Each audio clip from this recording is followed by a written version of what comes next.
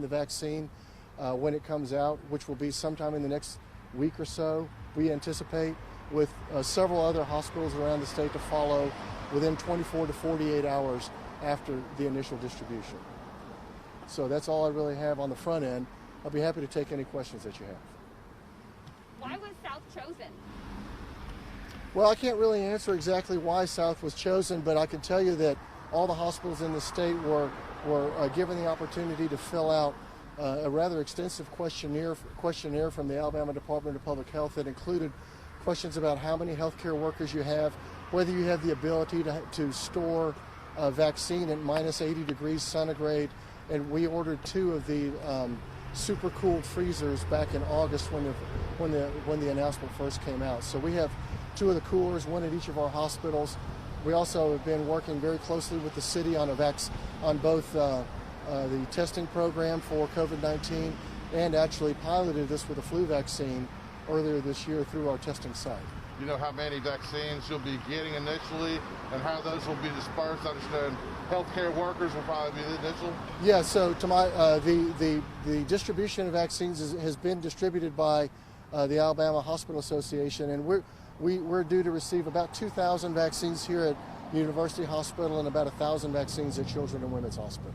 And where will those initial 2,000 go? How will they be used? So the Alabama Department of Public Health has very stringent expectations as to how they are to be given, and for all the hospitals. There will actually be about 15 hospitals that will be participating in this as the process gets rolled out. And that will be certain percentages for healthcare workers in the hospital, another percentage for nursing home employees, EMS workers, and then another allocation for physician offices. So it's pretty well spelled out by Alabama Department of Public Health and the Alabama Hospital Association as to how the vaccine will be proportionally distributed. Have you been given any indication of how soon these follow-up shipments of vaccines will come in? Because I'm guessing that just USA Systems alone could probably use those initial 2,000 on its own healthcare workers. Probably so. We don't know. So there's 2, as far as we know, there are 2 different types of vaccines coming. One is from Pfizer, the other is from a company called Moderna. The Pfizer vaccine is the one that requires the deep freeze. That will be the one coming out first, and we expect that sometime in the middle of the month. The Moderna vaccine, which could be stored with regular refrigeration techniques that all hospitals will have, is anticipated to come out about a week later. So sometime middle of the month to before the Christmas holiday. And both of those vaccines will be coming. We don't know exactly what the volume of the follow-up vaccines from the Pfizer company are, or what the follow-up or what the initial distribution will be from Moderna. Is there any difference between the two different companies? So the vaccines are both what we call mRNA vaccines, which speaks to the mechanism that they trigger an immune response and make the person that gets the vaccine immune to COVID-19. They're both mRNA vaccines. The Pfizer vaccine requires a booster dose at 21 days. The Moderna vaccine requires a booster dose at 28 days. As far as the timeline, when do you anticipate that first vaccine being given out? So we're making preparations now to be able to start scheduling and providing vaccinations to the appropriate recipients within 1 day, within 1 or 2 days at the very most of receiving the vaccine from the Alabama Department of Public Health. So pretty much by next week, somebody could have the vaccine here in Mobile County. It all depends upon when the FDA approves the drug to be dispensed under emergency use authorization, and from that point, the drug has to get shipped and distributed and stored. And so as soon as one or both of those drugs are approved, then the rest of that chain gets put in motion. So you're still waiting on FDA approval? As far as I know, we're still waiting on FDA approval. That's correct. Are there, I guess, what can you say to the fact of, why is it so important we have this vaccine right now, and how will this help in fighting the virus? Well, we're in literally unprecedented times right now. In the state of Alabama and in this area of the state, the number of patients infected with COVID-19 is higher than it's ever been, even after that big spike that we had in July. And the vaccine represents a real opportunity for us to start to get a handle on the spread of this disease. We anticipate what we feared before Thanksgiving holiday is actually happening, and that is that the incidence of the disease is going up. We're now 6 days out from Thanksgiving, 6 or 7 days out from Thanksgiving. The incidence of disease is starting to go up dramatically across the state and actually around the country. So we just need everybody to hang on with all the things we've been doing, with the social distancing, wearing a mask, staying 6 feet away from people, washing your hands diligently, all those things.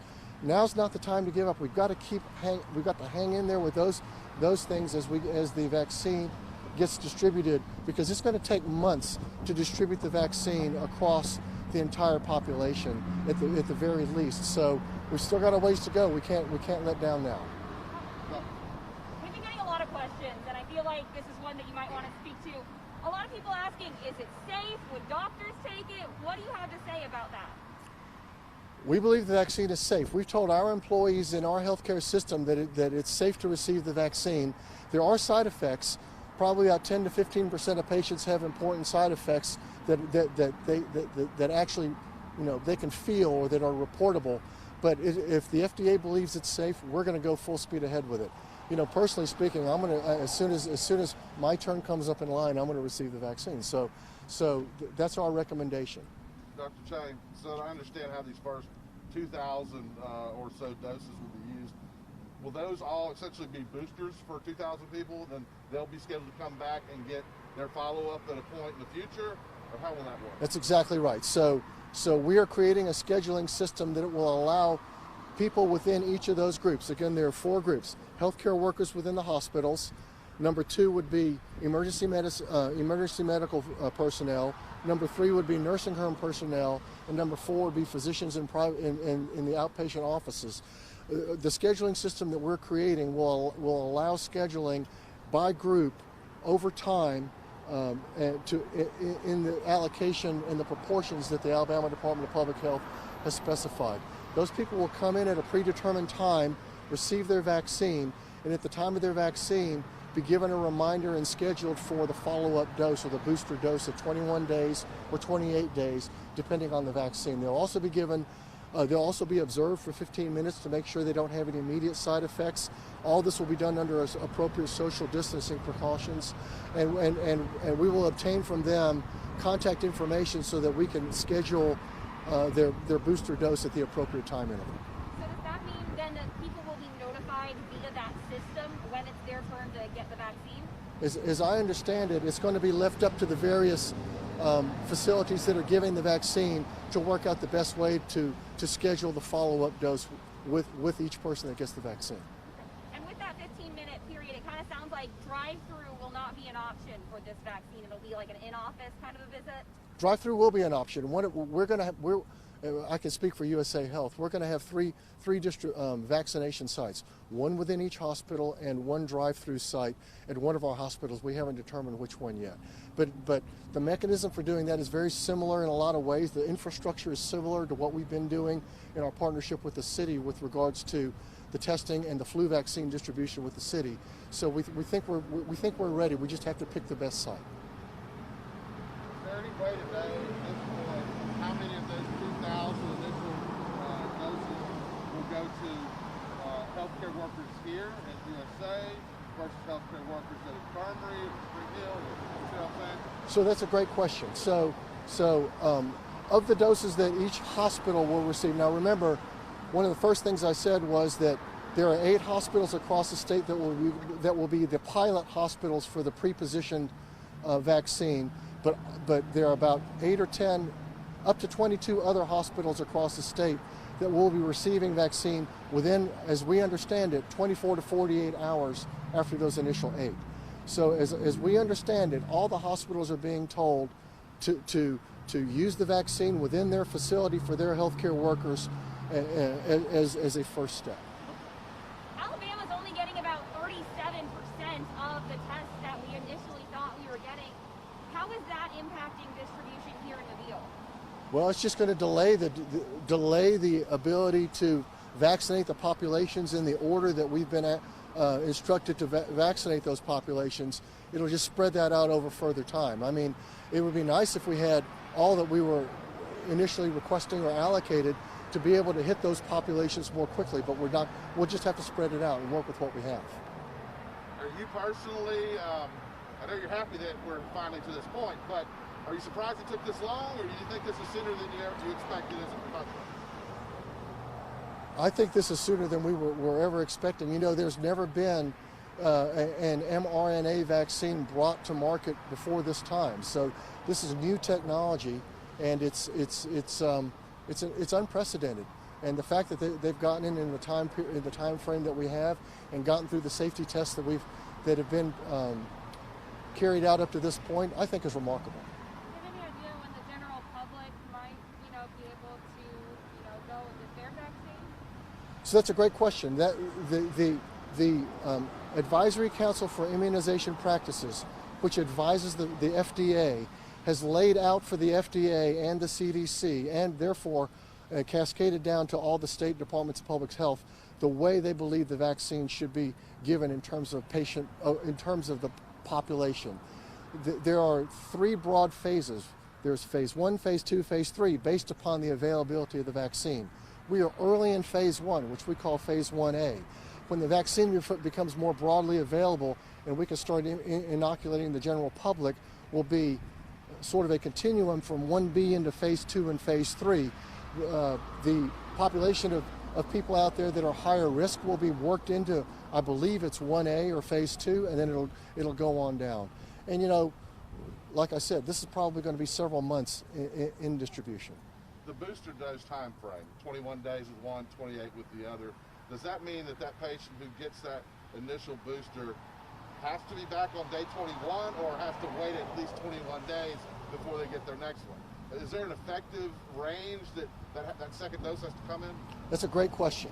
So those intervals were picked based upon comparing the degree of immunity in people that had received an initial dose of vaccine with the degree of immunity that patients that have survived and recovered from COVID-19 have. To our knowledge, as best I understand it, I'll qualify by saying that, as best I understand it, the initial dose starts the development of the immune response, but the booster dose is required to get to the threshold and get you beyond the point to where you have the degrees of immunity that patients that have recovered from COVID-19 have. Do we know yet how often you'd have to take the shot? Is it seasonal? Is it annual? Is it once in a lifetime? We don't know yet. And to get back to your question again, 21 days for the Pfizer vaccine, 28 days for the Moderna vaccine are the minimum time. We know that you can go a little bit past that time threshold, but we don't know how far. Okay. One last thing I've got. Sure. We've got some of your calendar in front of us. We heard a lot about the amount of doses that need to permeate the U.S. to have what's called herd immunity. I keep hearing that term. Can you break that down in a simple way for folks? How does that work, and why is it that everyone would have to have it in order to knock this virus out? So the concept of herd immunity, the idea behind herd immunity is to get enough of the population immune to the disease that the disease can't continue to spread at a rate that is uncontrollable. It doesn't mean getting everybody in the population immune. It means getting the percentage of people in the population to a point where the disease can't spread anymore. Those are two different things. We think that herd immunity would be achieved at a immune prevalence of somewhere around 70% in our population, I think, 70 to 80%. So that would mean that the percentage of people that have had the disease and recovered, as plus those that have been effectively immunized, would be in that target range. That would be the point at which we think the transmission of the disease would be low enough that we could really get a handle on this, and we could start moving back towards normal. You mentioned the different phases of administering the vaccine. When do you and you mentioned when do you foresee the general public being able to get it? Can you you mentioned in a matter of months, that kind of thing. Can you fine tune that maybe within April through June, or maybe through May through August? I wish I could, but that depends upon two things. It depends upon the availability of the vaccines that are being approved or reviewed right now by the FDA, and it depends upon whether or not other vaccines come out that we haven't heard about yet. In other words, it's going to take more than 2 vaccines, we believe, to achieve what we need nationally and worldwide. So there are literally dozens of companies working on other vaccines. So it's impossible to say.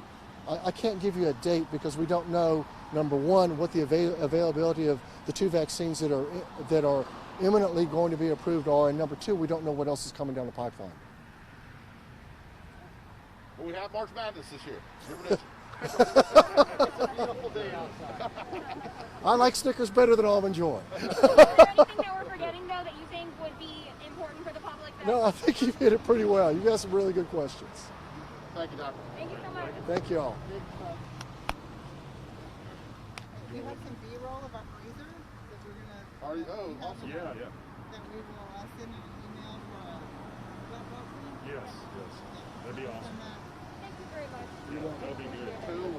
Appreciate it very much. We'll see y'all. Thank you, Doc.